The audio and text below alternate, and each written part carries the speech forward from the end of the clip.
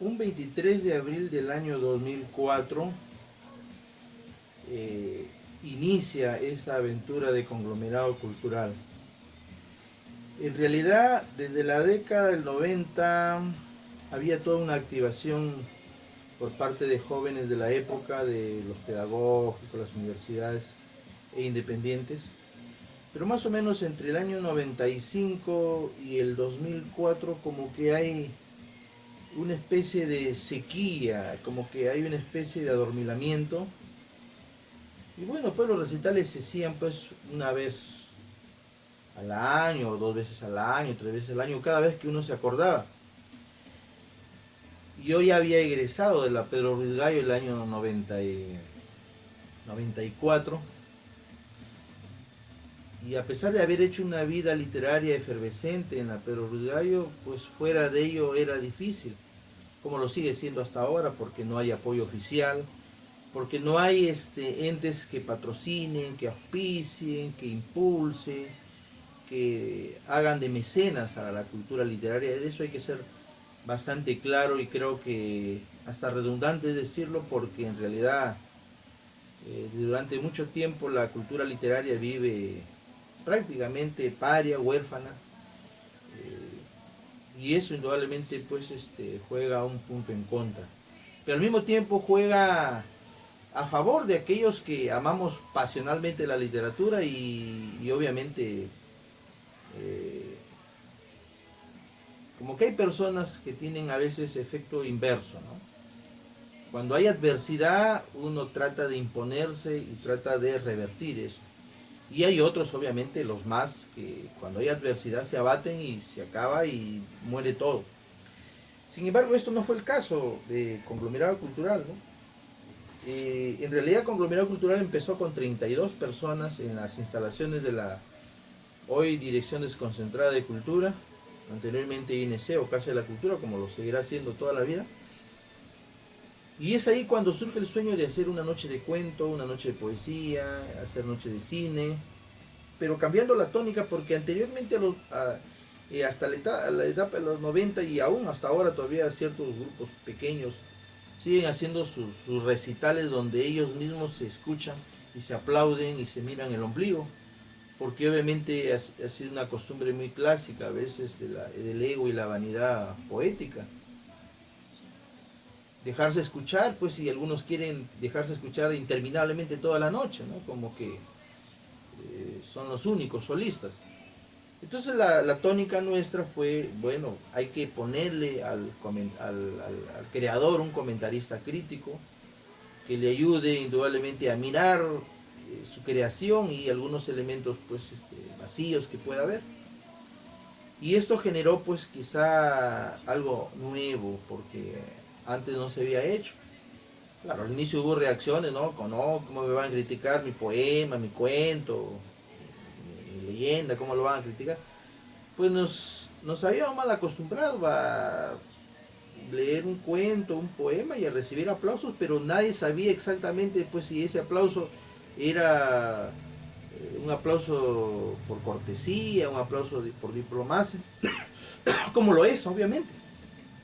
Entonces no había una valoración crítica inmensa. Y nosotros quisimos imponerle un elemento adicional que era justamente el comentario especializado, quizá de repente buscando más los aspectos, resaltar los aspectos negativos que positivos, porque creo que las personas aprendemos cuando alguien nos señala los errores y a partir de ahí, digamos, nosotros hacemos un acto de constricción y buscamos que obviamente nuestra actividad literaria pues mejore, nuestro escrito sea más perfecto que el siguiente, que el anterior, y el siguiente sea algo pues distinto, ¿no? Entonces creo que eso es lo que busqué y de alguna manera creo que se construyó a partir de esto una imagen de que los comentarios críticos debían ser necesarios, porque obviamente la crítica literaria de la época y aún la que hay todavía sigue siendo muy incipiente. Hay más creadores, digamos, que intérpretes, que transductores de la literatura. Y eso es un gran problema porque indudablemente cuando no hay crítica literaria no hay valoración. pues no confundamos la crítica con la criticonería. El crítico literario tiene un fundamento epistemológico, un fundamento teórico, de canon, de perspectiva literaria. El criticón opina lo que quiere y opina, entre comillas, opina insultos, profiere insultos. No tiene, y normalmente pues es alguien que no tiene ni formación ni talento y lo hace pues por mera afición o capricho o ojeriza o tirre. Entonces ahí hay que diferenciar el criticón del crítico. El crítico es una persona especializada que tiene una base teórica y cuya intención de hacer un análisis de un texto literario no es aporrearlo o asesinarlo, sencillamente es buscar aquellas falencias y de una manera muy ponderada hacer que el autor lo vea. Entonces a partir de esa concepción es que surgen las noches de cuento y poesía, las cuales se mantuvieron por alrededor de casi unas 200 semanas de manera ininterrumpida. Es decir, un mes se hacía lectura de poesía con 3 elementos y en mes habían un par de comentaristas críticos, otro mes se hacía narrativa, cuento. Y así intermitentemente. El Conglomerado Cultural hasta el momento ha hecho un promedio de 388 jornadas literarias en 12 años. Más o menos de manera ininterrumpida 200 jornadas se han hecho. Y luego pasamos a otra fase, como lo es en todo grupo, en todo movimiento, todo el tiempo no va a ser lo mismo, ¿no? Algunos querrán en la nostalgia que se repita siempre lo mismo, pero creo que hay un agotamiento, porque en realidad la gente empezó a querer leer otra vez su cuento mejorado. Entonces no había sentido porque no habían novedades. Entonces la idea fue cambiar un poco al libro, es decir, en la etapa inicial leyeron casi todos. De aquí de la región Lambayeque, casi todos. En los 3 espacios, Chiclayo, Lambayeque y Ferreñarí, casi todos.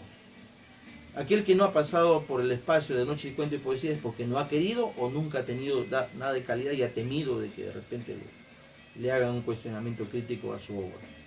Después, todos. Y eso hay una lista innumerable, todos. Bueno, los que han surgido recientemente y no han tenido el texto pues listo, pues no lo han hecho. Lo estamos esperando que alguna vez lo hagan. Entonces, esto cambió la dinámica y obviamente esa dinámica se mantuvo, se mantiene y se mantendrá en la medida en que consideramos que la crítica literaria es un elemento necesario, importante, y aquí en la región Lambayeque se adolece. Pues si digo aquí en Lambayeque, pues imagínense en otras provincias con menos desarrollo intelectual, con menos desarrollo cultural es peor, ¿no? La gente camina a solas, ¿no? No vamos a decir que los poetas son multitud, ¿no? Un pueblo como Chiclayo, que tiene unos 700.000 habitantes, pues tiene 12 poetas, no más. La región Lambayeque, con 1.200.000, tiene un promedio de 30, 35 poetas, no más.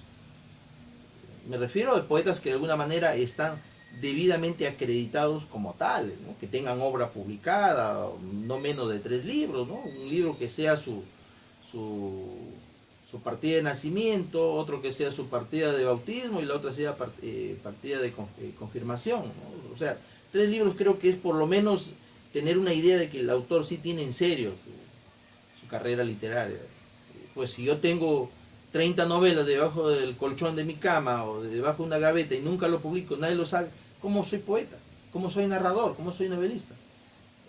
La partida de nacimiento de un escritor es su obra. No hay otra manera. ¿Cómo puedo demostrar, ¿no? ¿Cómo evidencio que yo soy un poeta, que soy un novelista, que soy un cuentista, que soy un ensayista? ¿Cómo lo evidencio? Con mi obra. Pues si con la obra debe ser pues con la obra visible, palpable, demostrable, porque hay gente que se alucina que tiene 50 novelas y nunca le veo ni le conozco ni siquiera una página de una novela. Entonces eso no puede caber en la concepción digamos del proceso literario. Obviamente han pasado pues infinidad, ¿no? Se ha publicado hasta el momento, hoy 21 de abril de 2016 se han publicado, hasta el momento hemos presentado 207 libros, 387 semanas hechas, contabilizadas una por una, con evidencias fotográficas, fílmicas, una por una, donde nadie podría decir, no, pues yo hice, que hay gente a veces que arma su grupo, celebra un aniversario, pues si lo hace como como que ya tuvo 100 años, ¿no? Cuando he hecho una actividad y nada más. Bueno, nosotros contabilizamos 387 jornadas. En todo este proceso obviamente ha habido una interferencia, ha habido un intercambio intergeneracional. Una de las ideas y las banderas de conglomerado literario ha sido pues siempre lo literario, y siempre ha sido de que de dos cosas nos abstenemos, de hablar en mesa. Primero, de hablar de política, porque yo creo que eso es algo que enturbia, algo que enrarece, que mancha, que macula la actividad literaria. Y en segundo lugar también lo religioso, porque lo dogmático obviamente es contranatural, contra lo que es la libertad. Lo literario es libertad absoluta y pura. Para mí un autor literario debe exigir, reclamar y pedir siempre su estado libérrimo.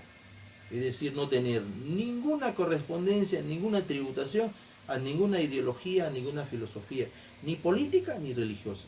La literatura tiene su propia estructura interna y es la libertad absoluta de los tópicos temáticos que uno quiera abordar.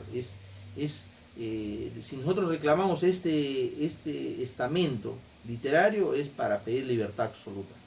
Y esa libertad absoluta se condice muchas veces con la ideología política o con la ideología religiosa, ¿no? Porque creo que, si bien es cierto, es respetable que alguien ejerza labor política y la haga como quiera, por supuesto, pero en lo literario yo creo que es pernicioso, es dañino, porque mucha gente entremezcla el panfleto, la protesta, lo lleva a lo poético, y lo poético creo que se desnaturaliza, porque una cama está hecha para dormir, y si yo me voy en medio de la cama a almorzar y vamos a jugar billar en mi cama, pues le estoy dando otra función.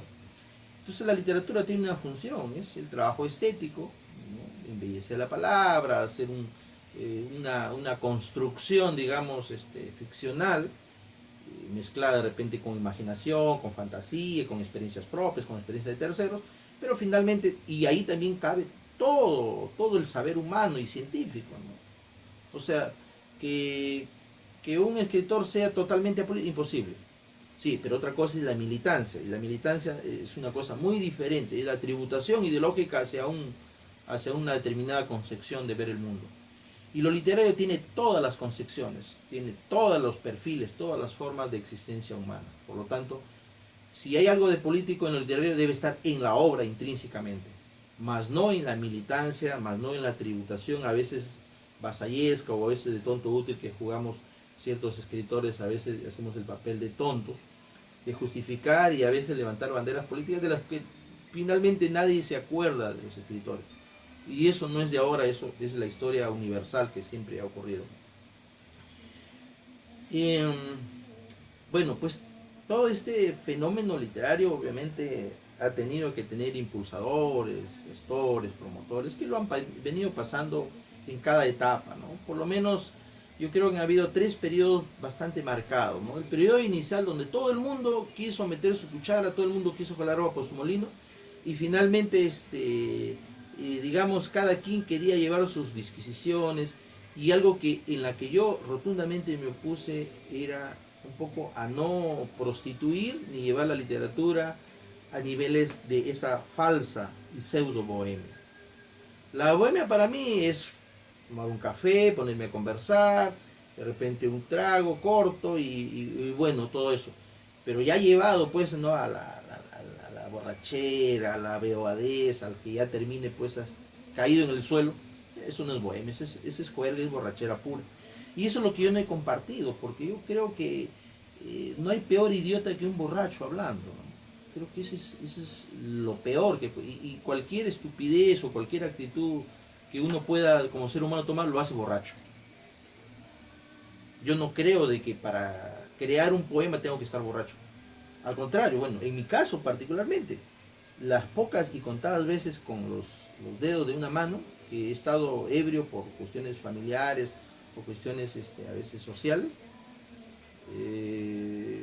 me he sentido el peor idiota del mundo.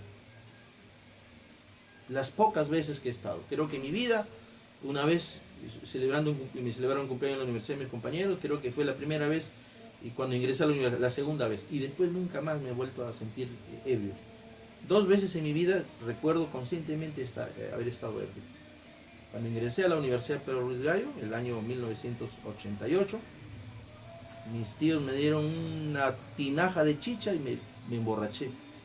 Fue la peor manera de ver el mundo, de mirar las cosas y sentirme el ser más estúpido del mundo. Y la otra fue cuando ya estaba casi terminando la universidad. Y luego nunca más, que yo recuerdo. Nunca más. Entonces yo creo que la actividad literaria no puede estar manchada ni por la droga, ni el alcohol es una droga, ni por el acto, pues, ¿no? Hay mucha gente que obviamente se ha involucrado. Yo he sido testigo de cómo gente a veces lo han jalado, se han llevado a la marihuana, a la droga, ¿no? Hay gente, pues, aquí en la región Lambayeque, hay gente que hace literatura y consume droga, o tiene la literatura la tiene como fachada para consumir droga y jalar a otra gente. Entonces es algo que yo particularmente no comparto, porque yo creo que la actividad literaria es una actividad seria. Si uno la va a llevar a la literatura para ser de fachada o tapada para sus disquisiciones, pues creo que eso es un error. Pues nadie ha pasado a la posteridad por ser un beodo ni por ser un imbécil que fume droga. Bueno, pues cada noche ha habido una anécdota, una experiencia, ¿no? Solamente quiero recordar un par de experiencias anecdóticas después de 12 años. Es que en alguna oportunidad un joven que acababa de egresar de un colegio acá de Chiclayo se había ido disfrazado a lo Pablo Neruda, como hay gente a veces que se disfraza de poeta, ¿no? Con su gorrito, de Pablo Neruda, de Jorge Chávez. Y bueno, leyó, pues llevó sus primeros escarceos, leyó y pues no le fue bien, ¿no? Pues los dos comentaristas críticos le hicieron añicos porque había copiado casi algunos versos, a veces inconscientemente, ¿no? De Gustavo Adolfo Bécquer y de otro autor, ¿no? Un poco tratando de buscar rimar, pero olvidándose que el verso tradicional tiene 3 elementos básicos: la métrica, la rima y el ritmo. Y si uno no cumple eso, pues si cumple a medias una cosa, pues ya no se puede medir ni valorar una poesía de manera tradicional. Entonces el chico había llevado casi copy calco a veces inconscientemente en su cabeza y se le había increpado eso. Bueno, fue tan dura la crítica en la noche y que el chico pues terminó saliendo, regalando su gorrito, y lo que más me preocupa a mí es que había amenazado a un compañero, le había dicho que quería colgarse de una viga. Entonces me pareció a mí pues y algo preocupante, porque bueno, que se diga que leyó hoy en la noche y a la mañana siguiente amaneció colgado de una viga porque le dijeron de que su poesía era una calco y copia de otros poemas, los plagios inconscientes, ¿no? Que lo hay. Me pareció preocupante, tuve que ir, persuadir al joven, hablarle que es un proceso, que él tiene que mejorar, que tiene que leer, que hay gente que se atreve a escribir cosas sin haber leído un libro en su vida, ¿no? También es un acto de irresponsabilidad, a veces de la gente ya madura, que pues que quiere vender un libro, construir un libro, publicar un libro, y pues nunca he leído otro libro, ¿no? O sea, ¿cómo puedo escribir un libro si no he leído? O sea, creer que solamente la emotividad, mis emociones, mis frustraciones me van a llevar solamente a escribir un libro.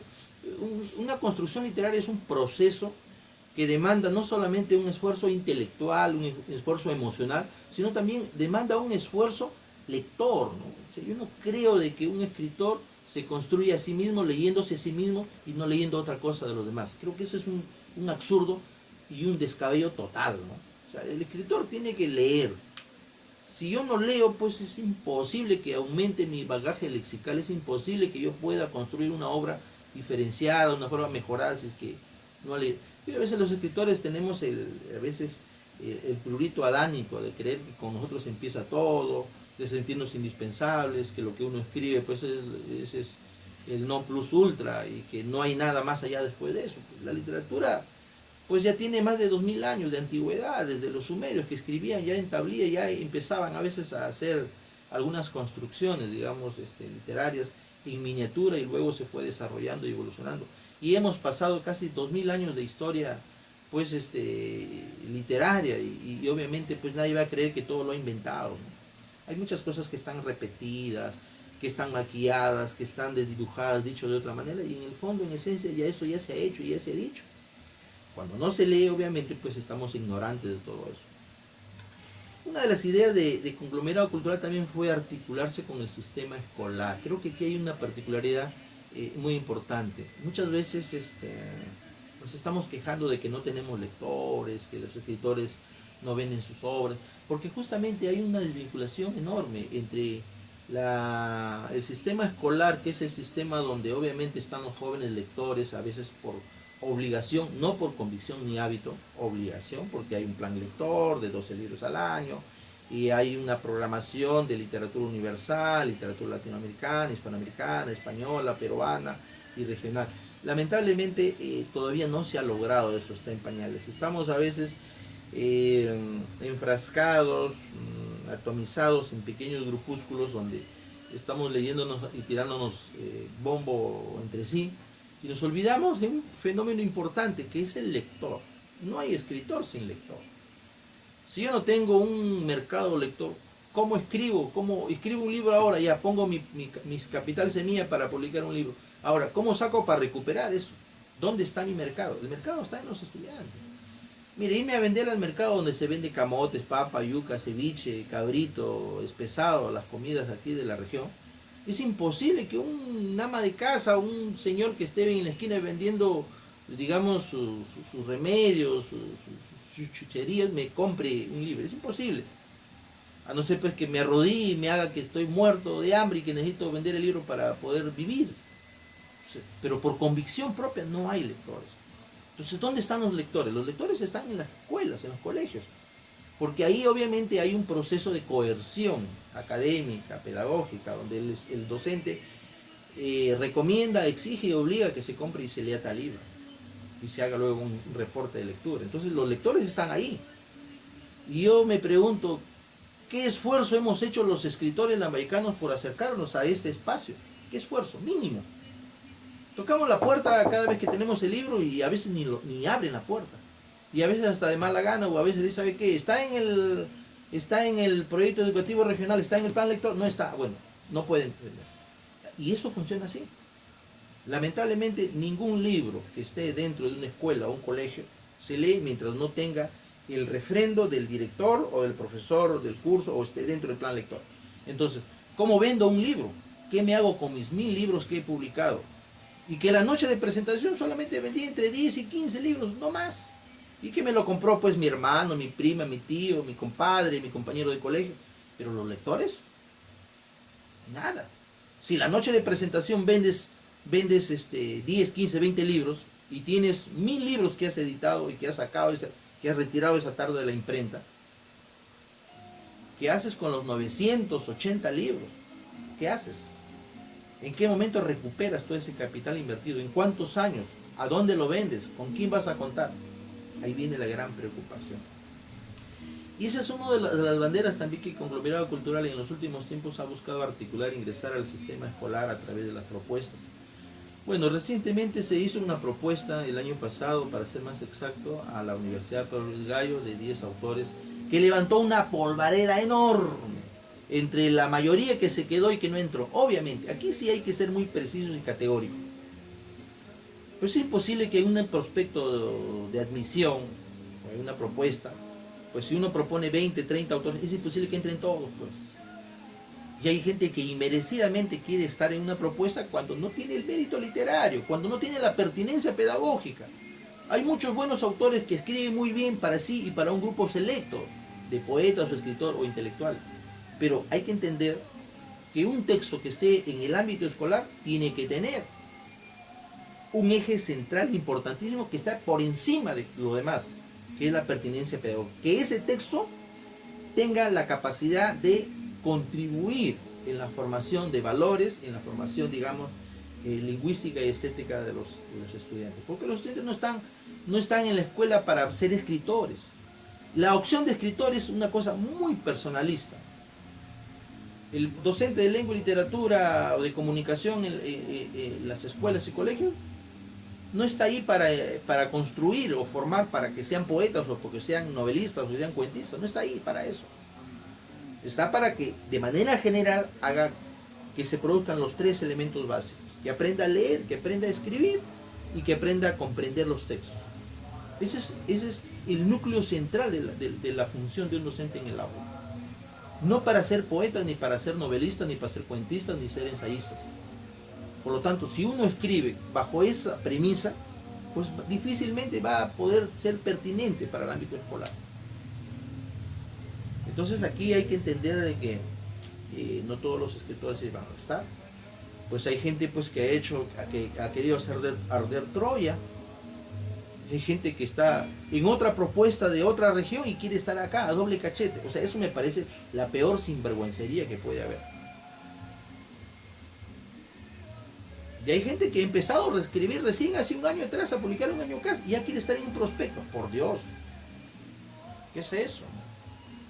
Hay gente que ha hecho 30, 40, 50, 60 años de vida literaria y recién después alguien se acordó, lo propuso y lo aceptaron.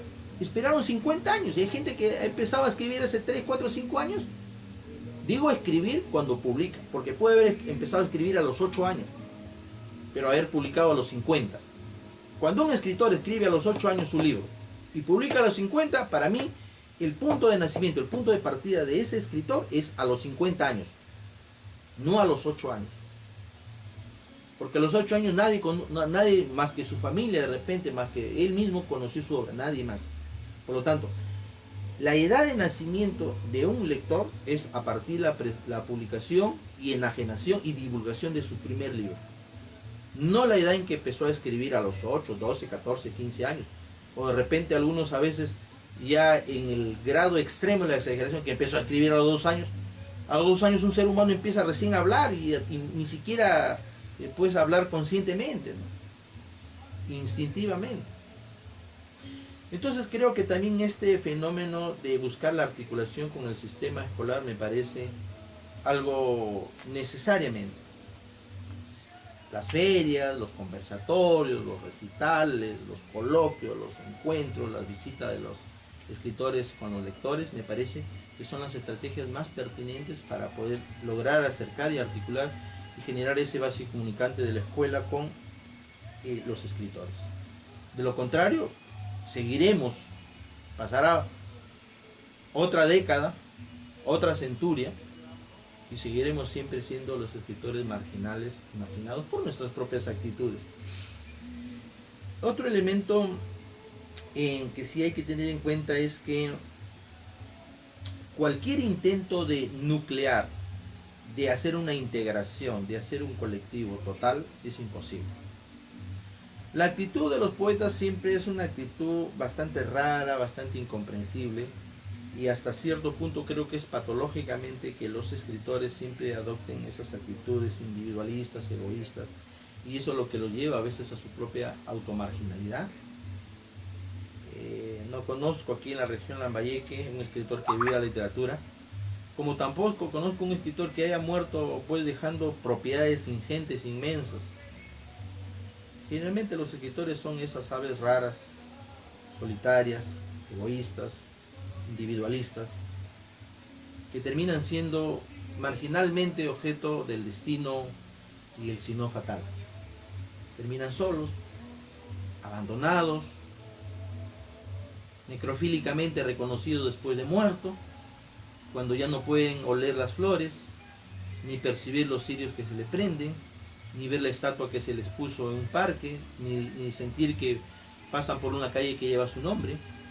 Pues cuando ya estamos muertos aquí en el Perú, y no sé si en otras partes del mundo ocurre lo mismo, vale más un poeta o un escritor muerto que vivo. Por ejemplo, aquí en la región Lambayeque es imposible que el gobierno regional, el gobierno local, llámese las municipalidades provinciales, distritales, llámese la Dirección Regional de Educación, llámese las UGELES, o llámese la Dirección Desconcentrada de Cultura, que depende del Ministerio de Cultura. No conozco hasta el momento que hayan editado, de los escritores, creadores puros, que hayan editado libros en los últimos 20 años. Todo ha sido a base de ruego y cada uno ha puesto de sí mismo. Entonces es un problema ahí también, digamos, en que los escritores pues tienen que vérselas consigo mismos.